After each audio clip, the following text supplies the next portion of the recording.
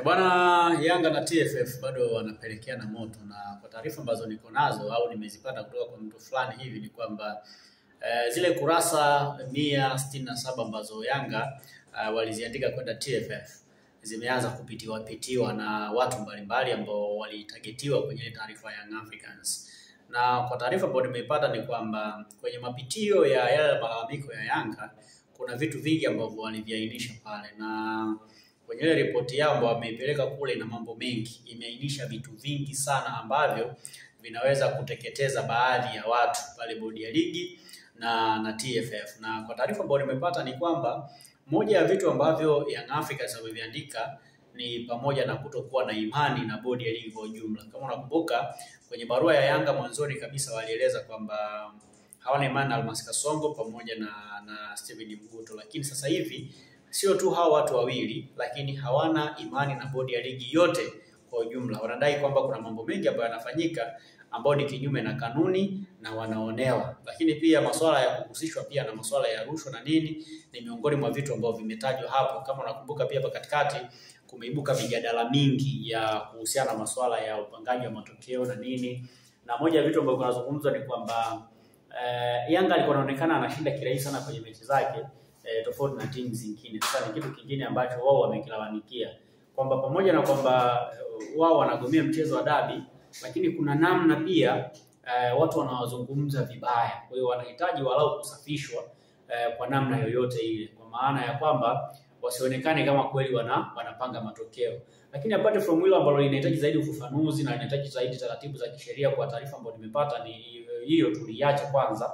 Tuje hapa kwenye msingi wa malalamiko ambao wameyapeleka na kwa nini wana demand bodi ya ligi nzima ijiuzuru.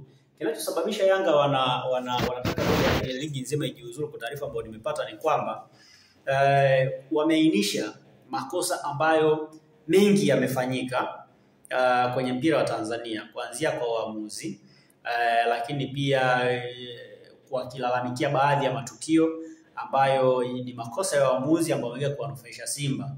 Kwa mujibu wa maelezo yao ni kwamba wanaamini kwamba wao walistahili zaidi kushinda, walistahili kuwa mbali zaidi ya Simba kama waamuzi wasingeipendelea Simba. Na kama unakumbuka kuna andiko aliwe kuandika Ally Kamwe kipindi fulani ambao lilipelekea pia katika kwenye kamati ya nidhamu kuhusiana na waamuzi kwamba waamuzi wanaibeba Simba. Kama unakumbuka ile andiko ni andiko ambalo pia lilimaanisha kweli, kwa sababu moja ya vitu ambavyo alivitaja pale ni kwamba Simba wanapata penalti ambazo ni za uongo na nini na vitu kama hivyo. Sasa kwenye ile malalamiko hivyo vitu pia vimeainishwa pale kwamba kuna namna waamuzi wanabeba Simba, lakini wao wenyewe hawabebwi kama ambavyo Simba anabebwa. Kwa hiyo wanahitaji kupata fair. Sasa fair itapatikanaje? Ili fair iweze kupatikana, maana yake ni kwamba inabidi TFF na bodi ya ligi viongozi wake wajiuzuru, watafutwe viongozi wengine ndio ambao wanaweza kutenda fair mbele ya Young Africans. Na lakini kwa sasa hivi wanaamini kwamba hawapati ile fair inayotakiwa, kwa sababu baadhi ya viongozi ambao wako bodi ya ligi na TFF kwa ujumla, wengi wao ni mashabiki wa Simba. Kwa hiyo wanaamini kwamba ili haki ipatikane lazima hawa viongozi wa sasa waliopo waweze kuondolewa, na wakiondolewa pale kila kitu kitaweza kwenda vizuri na kitafanyika kwa ule ubora ambao unatakiwa. So this time around kwa kila ambacho kinaendelea ni kwamba wao wanachokihitaji ni viongozi wote wa bodi ya ligi kujiuzuru. Na kwa taarifa ambayo nimepata ni kwamba Yanga ni kama wako tayari kucheza dabi, lakini wanataka kuna baadhi ya viongozi watoke. Yes. Kwa hiyo hao viongozi wakitoka hao ndio Yanga atakuwa tayari kwenda kucheza dabi. Ni viongozi nani ambao wametajwa kwa taarifa ambayo nimepata ni kwamba kwenye ile ripoti yao wametajwa Steven Mguto, wametajwa Almas Kasongo, lakini pia wametajwa Wallace Karia.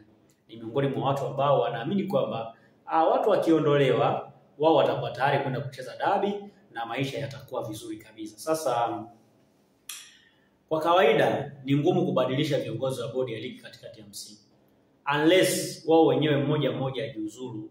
Lakini kwa viongozi ambao wapo, sioni kama kuna namna wanaweza kujiuzuru katikati ya msimu. Manake wasipojiuzuru itabidi wasubiri mpaka mwishoni mwa msimu.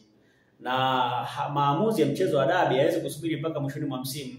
Itabidi tusubiri hapo katikati, maisha yaendelee, msimu uishe, na msimu ukisha manake ndio wanaweza kufanya mabadiliko ya viongozi wa bodi ya ligi. Lakini kwa sasa ni ngumu kubadili viongozi wa bodi ya ligi kwa sababu bado hakuna mustakabali, bado vilabu vingi vina imani na bodi ya ligi iliyopo sasa. Kwa hiyo Young Africans ambacho wanakidimandi ni pamoja na hivyo kwamba bana vikitoka hivyo watu wakiondoka madarakani wao wako tayari kwenda kucheza dabi. Lakini issue nyingine kwa Yanga ni kwamba hawana imani pia na baadhi ya waamuzi wengi ambao wametajwa. Kwa taarifa ambayo nimepata ni kwamba wapo waamuzi pia ambao wamewataja pale ambao pia wanaamini kwamba hao waamuzi wamechangia kwa namna moja ama nyingine kuwapa Simba matokeo mazuri.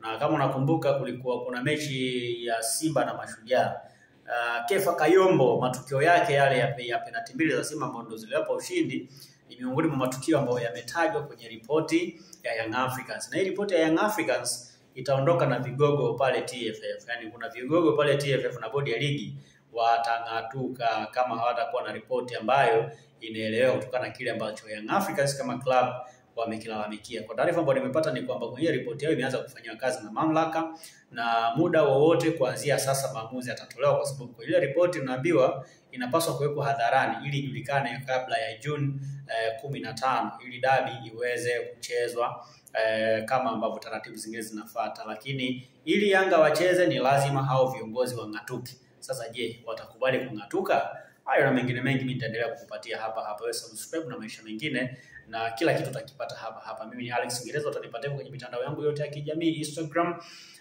Twitter, na sasa X ambao ni sasa hivi X na Thread, jina hilo la Alex Ngereza.